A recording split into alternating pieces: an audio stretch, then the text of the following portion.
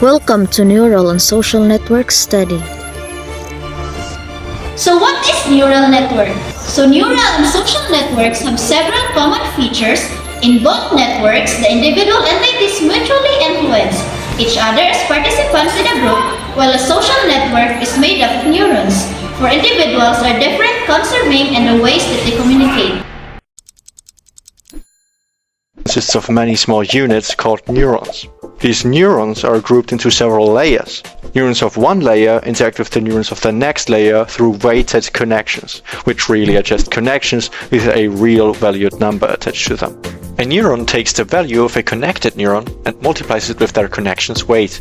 The sum of all connected neurons at the neuron's bias value is then put into a so-called activation function, which simply mathematically transforms the value, before it finally can be passed on to the next neuron. This way the inputs are propagated through the whole network. That's pretty much all the network does. But the real deal behind neural networks is to find the right weights in order to get the right results. This can be done through a wide range of techniques. Computer system model of the human brain and nervous system. While social networking is the practice of expanding the number of one's business and or social contacts by making connection through individuals. Often, through social media sites such as Facebook, Twitter, Instagram, and Google. Further, the networks work together to attain common objects that understand, innovate, in the practices of an update members regarding the breakthrough in different disciplines. Type of networks: human networks, knowledge networks, computer networks, trade networks, and ecological networks.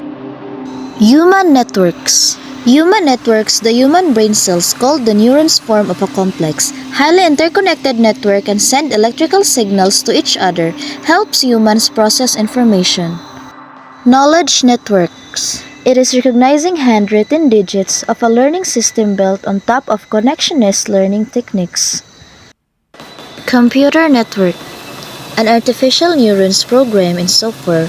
It tries to stimulate the human brain. The first layer of neurons will receive inputs like image, videos, sounds, and others. Trade networks. It receives the data provided by you or some market data feed and analyze. Ecological networks. The process from the input node into the output node. The conditional neural networks. Neural networks, also referred as connectionist systems, are a computational approach which is based on a large collection of neural units, aka artificial neurons, loosely modeling the way a biological brain solves problems, with a large clusters of biological neurons connected by axons. So these are the structure of the linkage. The three main categories of the linkage. Bonds. The links that people base on a sense or common identity. Bridge. Links that stretch beyond a shared sense of identity. Linkage. Links to people or groups of further up and down social ladder.